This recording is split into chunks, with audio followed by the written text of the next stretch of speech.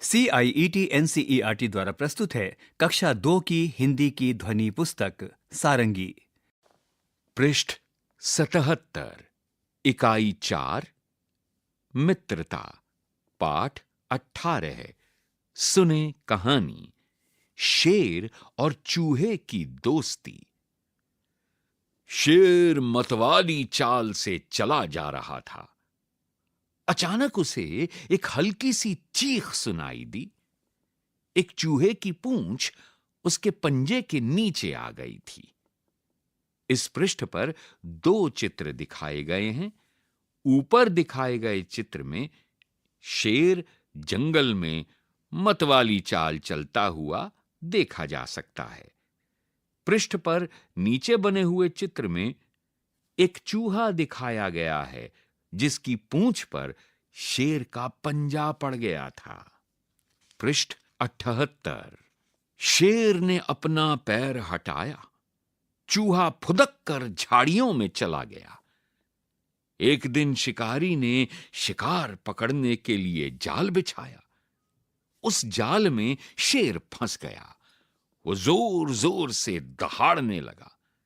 जंगल में रहने वाले हाथी, भालू, हिरण, खरगोश, लोमड़ी, बंदर और अजगर समेत सभी पशु पक्षियों ने दहाड़ सुनी, पर कोई भी शेर की सहायता को नहीं आया। पृष्ठ 78 पर एक चित्र दिखाया गया है जिसमें शेर को शिकारी के जाल में फंसा हुआ चीखता हुआ दिखाया गया है। साथ ही इस चित्र में बाकी सभी जानवर मूक दर्शक बने दिखाए गए हैं। पृष्ठ 79। हां, चूहा जरूर भागा भागा वहां आया। वो अपने पहने दांतों से जल्दी जल्दी जाल कुतरने लगा। कुछ ही पल में सारा जाल कट गया और शेर आजाद हो गया। लेखक जगदीश जोशी। पृष्ठ 79 पर एक चित्र दिखाया गया है जिसमें चूहे ने जाल को काट दिया है और शेर प्रसन्न मुद्रा में चलता जा रहा है। चूहा उसके कंधे पर सवार है। शिक्षण संकेत। बच्चों को कहानी पढ़कर सुनाइए और उसके बाद दिए गए चर्चा प्रश्नों के आधार पर बातचीत कीजिए। यहाँ चर्चा का उद्देश्य केवल इतना भर है कि बच्चे सोचें और बिना झिझके अपने विचारों की अभिव्यक्ति करें। किसी भी चर्चा प्रश्न का कोई एक सटीक उत्तर नहीं है। बच्चे जो भी उत्तर दें, उन्हें धैर्यपूर्वक सुनिए और उन्हें बोलने के लिए प्रोत्साहित कीजिए। सभी बच्चों को बातचीत में भाग लेने के समान अवसर दिए जाने चाहिए। जहां तक संभव हो, बच्चों को अपनी भाषा में बातचीत के लिए प्रोत्साहित कीजिए। पृष्ठ 80। बातचीत के लिए 1. क्या आप एक दूसरे की सहायता करते हैं? कैसे? 2. शेर के दांत भी तो पैने होते हैं, तो फिर उसने खुद ही जाल क्यों नहीं कुतर डाला?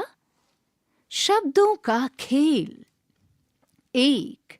याद कीजिए कि कहानी में किसने क्या किया और नीचे दिए गए वाक्यों को पूरा कीजिए।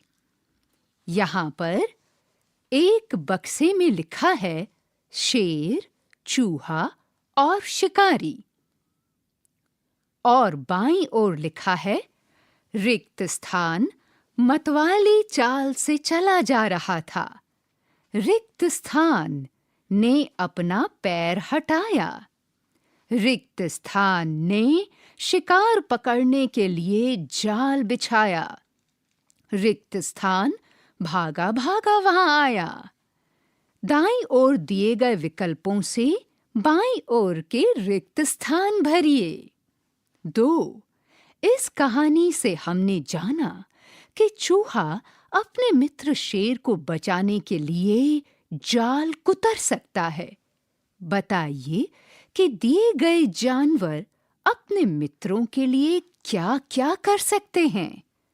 जैसे उदाहरण के तौर पर चूहा जाल कुतर सकता है। ठीक ऐसे ही दिए गए रिक्त स्थान में लिखिए कि बिल्ली, बंदर, मछली, चिड़िया और शेर अपने अपने मित्रों को बचाने के लिए क्या-क्या कर सकते हैं। शिक्षण संकेत।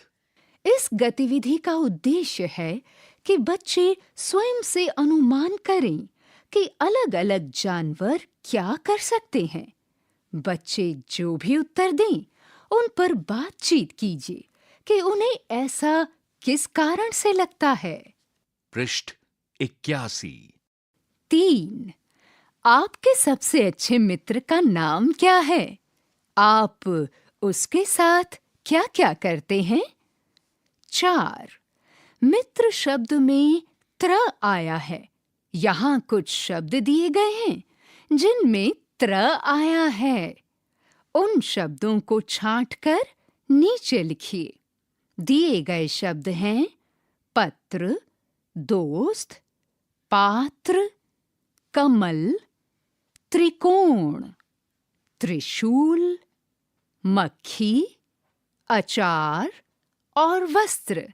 साथ ही इन सब के चित्र भी यहाँ बने हुए हैं। आपको जिन शब्दों के अंदर त्र अक्षर आया है, उन्हें चुनकर नीचे दिए रिक्त स्थानों में भरना है। नीचे दिए रिक्त स्थानों में उनका नाम लिखना है। शिक्षण संकेत। बच्चों को अभी औपचारिक रूप से त्र नहीं सिखाया गया है। अगर वे कोई शब्द नहीं सोच पा रहे हैं, तो उनकी सहायता कीजिए। सीधे शब्द बताने की जगह उन्हें संकेत देना बेहतर रहेगा। पृष्ठ 82। पहेली।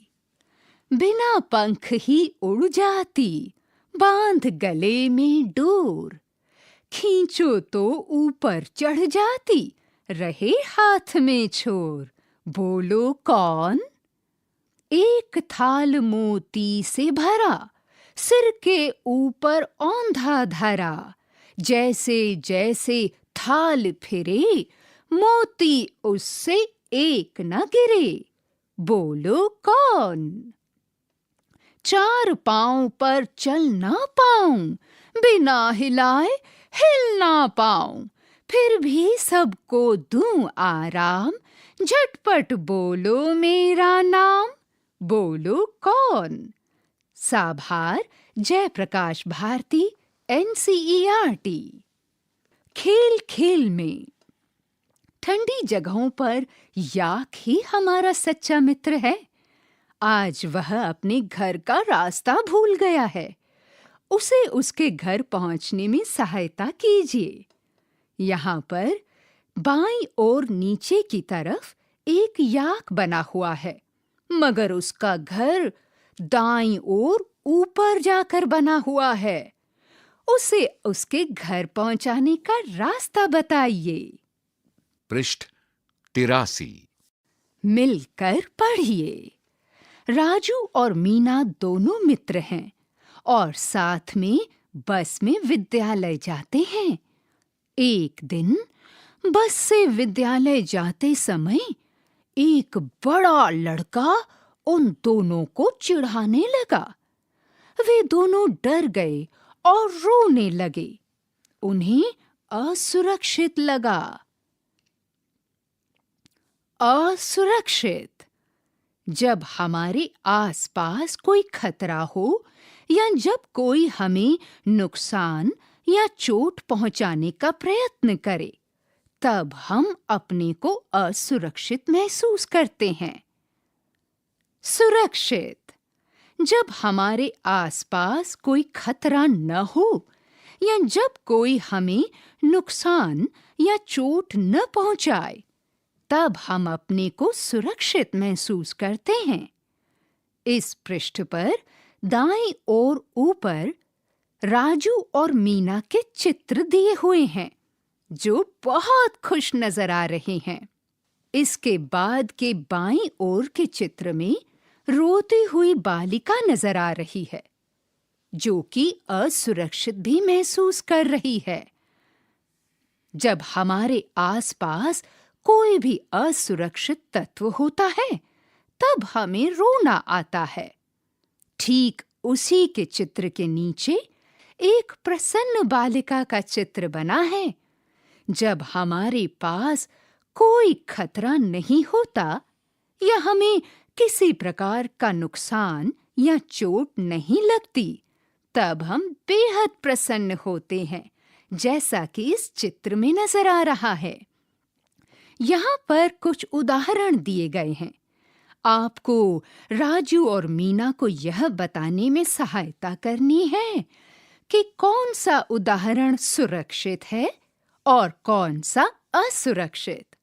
सुरक्षित के लिए सही का चिन्ह लगाइए और असुरक्षित के लिए गलत का चिन्ह यानी काटा का चिन्ह लगाइए। 1. आपके पिताजी आपके साथ खेल रहे हैं। आपको ऐसे करने में सुरक्षित लगता है या असुरक्षित? चिन्ह द्वारा अंकित कीजिए। 2. आपका मित्र आपको मारता है, तो आपको कैसा लगता है? सही या गलत का चिन्ह लगाकर बताइए। 3. बाजार जाते समय आपकी माँ के हाथ से आपका हाथ छूट जाता है, तो आप सुरक्षित महसूस करते हैं या असुरक्षित? चिन्ह लगाकर बताइए। पृष्ठ 84, चित्र और बातचीत, शीर्षक खेलकूद। इस पृष्ठ पर एक चित्र बनाया गया है जिसमें कुछ बालक और बालिकाएं पेड़ पर और पेड़ के नीचे खेलते हुए नजर आ रहे हैं। नीचे कुछ बालक बालिकाएं गुल्ली डंडा खेल रहे हैं, साथ ही कुछ बालक कंचे खेल रहे हैं, जबकि पेड़ के ऊपर चढ़े बालक व बालिकाएं इनको खेलते हुए देख रहे हैं। सभी बच्चे बहुत प्रसन्न हैं। पृष्ठ 85, इस पृष्ठ पर एक चित्र बनाया गया है। इस चित्र में कुछ बालक व बालिकाएं क्रीड़ा करते हुए नजर आ रहे हैं। सामने एक घर बना है और उसके पीछे सूरज उगा हुआ है। एक बालिका पतंग उड़ाते हुए नजर आ रही है, जबकि एक बालक और बालिका बैडमिंटन खेल रहे हैं। पास ही एक छोटा सा पानी का सोता नजर आ रहा है, जिसमें एक बालक और एक बालिका कागज की नाव चलाते हुए नजर आ रहे हैं। वे दोनों बहुत खुश हैं। इसके साथ ही एक बालक और बालिका लुका छिपी का खेल खेल रहे हैं। बालक की आंखों पर पट्टी बंधी है और वो जिस बालिका को ढूंढना चाहता है वो उसके पीछे बने हुए पेड़ के तने के पीछे छुपी उसे मुस्कुराते हुए देख रही है। एक तितली भी इस चित्र के सबसे नीचे दाएं कोने में नजर आ रही है। इसी प्रकार एक और घर इस चित्र में सबसे ऊपर बिल्कुल बीच में दूर नजर आ रहा है। पृष्ठ 86, बातचीत के लिए। 1. चित्र में कितने बच्चे दिख रहे हैं? 2. इस चित्र में बच्चे कौन-कौन से खेल खेलते हुए दिखाई दे रहे हैं? 3. इन खेलों के अलावा और कौन से खेल आपने खेले हैं? उनके नाम और खेलने का तरीका बताइए। शब्दों का खेल। चित्र में बहुत से खेल दिखाई दे रहे हैं। कुछ खेलों को अकेले खेला जाता है, कुछ को 2 लोगों के जोड़े में और कुछ को खेलने के लिए बड़े समूह की आवश्यकता होती है। पहला, चित्र को देखकर बताइए कि कौन-कौन से खेल खेलने के लिए कितने लोगों की आवश्यकता होती है। यहाँ पर 2 सूचियां बनी हुई हैं जिनके शीर्षक हैं खेल और खेलने वालों की संख्या। आपको बताना है अकेले खेले जाने वाले खेल और खेलने वालों की संख्या, जो कि निश्चित रूप से एक ही होगी। उसके बाद 2 के जोड़े में खेले जाने वाले खेल और खेलने वालों की संख्या तथा समूह में खेले जाने वाले खेलों के नाम और खेलने वालों की संख्या इन दिए गए रिक्त स्थानों में भरिए। दूसरा, आप मित्रों के साथ कौन सा खेल खेलना पसंद करते हैं?